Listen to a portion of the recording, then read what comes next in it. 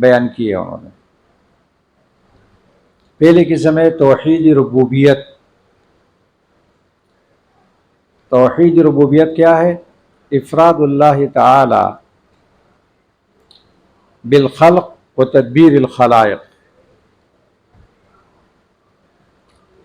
اللہ تبارک و تعالیٰ کو ایک اکیلا سمجھنے کا عقیدہ رکھنا کہ اللہ تبارک و تعالیٰ خالق ہے اور اپنی مخلوقات کی امور کا مدبر ہے۔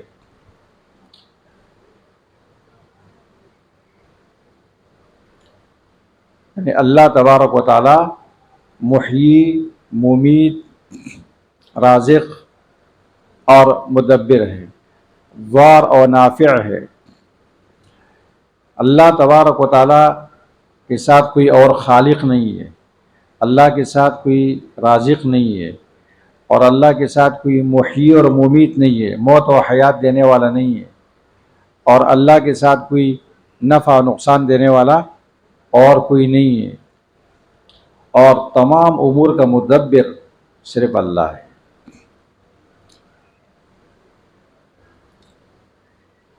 لا خالق ولا رازق ولا محیی ولا ممیت ولا مدبر للامور الا اللہ۔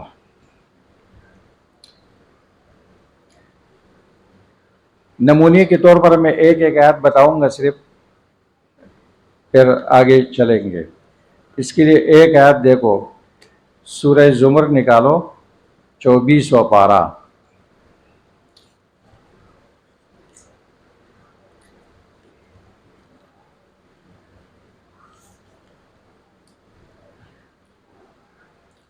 چوبیسواں پارہ، صفحہ نمبر 420، 16 میں، اللہ خالق کل شیء وهو علی کل شیء وکیل۔ اللہ ہر چیز کا خالق ہے اور ہر چیز کا محافظ ہے۔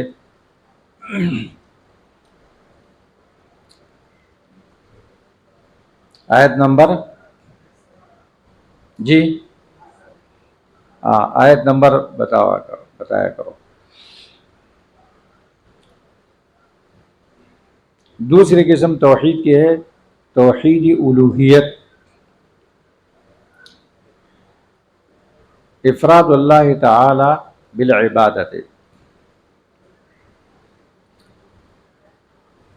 اللہ تبارک و تعالیٰ کے علاوہ کوئی معبود برحق نہیں ہے، یہ عقیدہ رکھنا کہ معبود صرف اللہ ہے، اور عبادت کی تمام اقسام اللہ کے لیے خاص ہے۔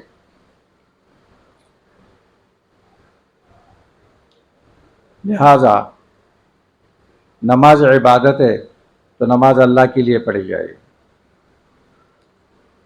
سجدہ عبادت ہے، حج عبادت ہے، عمرہ عبادت ہے، صدقہ عبادت ہے، نذر و نیاز عبادت ہے، ذبح قربانی عبادت ہے، تو یہ صرف اللہ کے لیے خاص ہے۔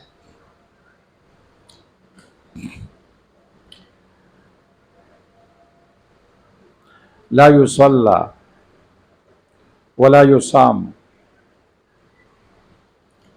ولا یتصدق ولا یحج ولا یعتمر ولا یذبح الا للہ تعالی ویبتغى بذلك وجہ اللہ سبحانہ وتعالی۔ عبادت کی تمام اقسام یہ اللہ کے لیے خاص ہے، کیونکہ معبود برحق صرف اللہ ہے۔ اس کو کہتے ہیں توحید الوہیت۔ ایک مثال بتاتا ہوں نمونے کے لیے، کیونکہ یہ موضوع بڑا وسیع ہے، تاکہ یہ ایک سبق میں ختم ہو جائے اور تدبر کے لیے آپ کو میدان مل جائے۔ آپ سورۃ کہف کا بالکل آخری آیت نکالو،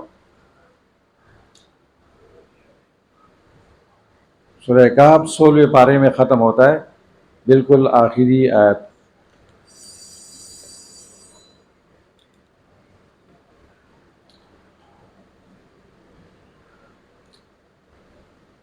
قل انما انا بشر مثلکم یوحى الی انما الہکم الہ واحد، الہ ایک ہے۔ فمن كان يرجو لقاء ربه فليعمل عملا صالحا ولا يشرك بعبادة ربه أحدا۔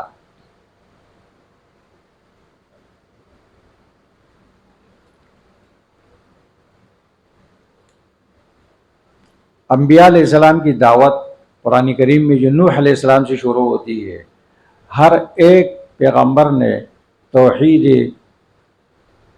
الوہیت کی دعوت کی، اعبدوا اللہ ما لکم من الہ غیرہ۔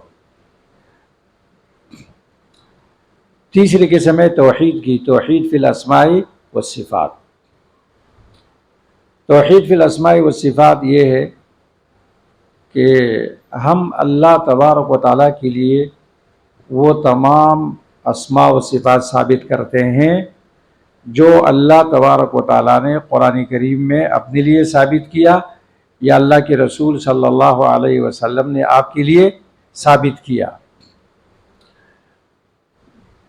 بغیر تحریف کے، بغیر تعطیل کے، بغیر تکییف کے، بغیر تمثیل کے۔ التوحید فی الاسماء والصفات واننا نثبت للہ سبحانہ وتعالی ما اثبتہ لنفسہ فی القرآن الکریم او اثبتہ رسول اللہ صلی اللہ علیہ وسلم فی السنۃ من غیر تحریف ولا تعطیل ولا تکییف ولا تمثیل۔ مثال 25واں پارہ نکالو،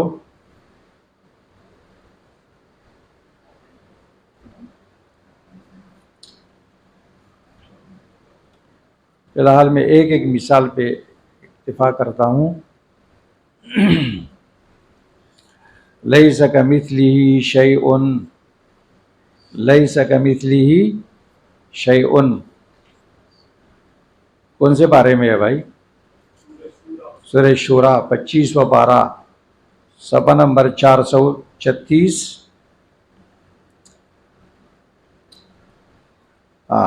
فاطر السماوات والارض جعل لكم من انفسكم ازواجا ومن الانعام ازواجا يذرأكم فيه ليس كمثله شيء۔ لیس کمثلہ شیء کا ترجمہ سنو، نہیں ہے اللہ کی طرح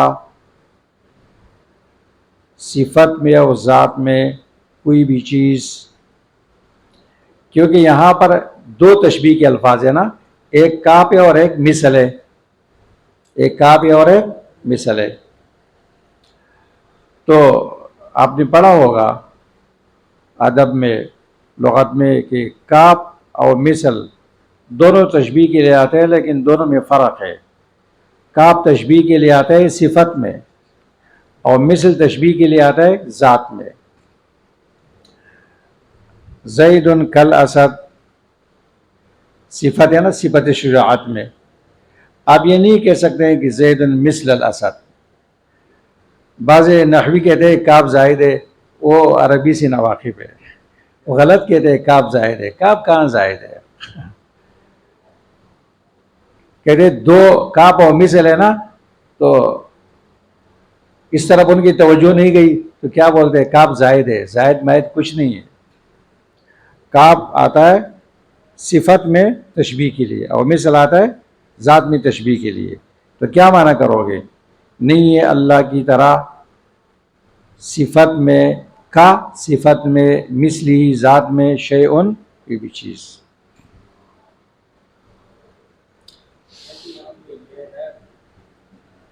بعض لوگ کہتے ہیں کمثلہ، یعنی آپ نے اس کے لیے مثل کو ثابت کیا کمثلہ، حالانکہ اس کے لیے مثل لا نظیر لہ ولا نظیر۔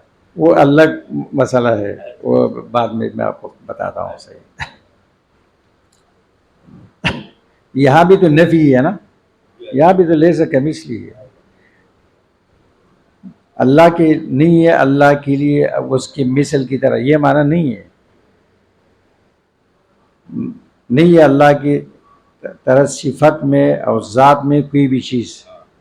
بس صحیح ترجمہ کرو گے تو قصہ ختم ہو جائے گا. اچھا، یہ 3 قسمیں ہو گئی کس کی؟ توحید کی. اب قرآن کریم میں آپ غور کریں گے تو کئی توحید ربوبیت بیان ہوگی. قل من رب السماوات والارض ورب العرش العظیم. رب، توحید ربوبیت، الحمدللہ رب العالمین. تو جو اللہ کے رسول کے مخالفین تھے مشرکین مکہ، وہ توحید ربوبیت کے قائل تھے. ان کا جھگڑا توحید ربوبیت میں نہیں تھا، کس میں تھا؟ توحید الوہیت میں تھا. اب توحید کے 2 رکن ہیں. کلمہ اسلام، کلمہ طیبہ لا الہ الا اللہ، جو مختصر تعبیر توحید کی، اس کی 2 رکن ہیں، نفی اور اثبات. ایک رکن ہے لا الہ اور دوسرا رکن ہے الا اللہ. تو پہلی نفی ہے اور پھر اثبات ہے. لا معبود بحق الا اللہ. یہ 2 رکن ہیں توحید کے.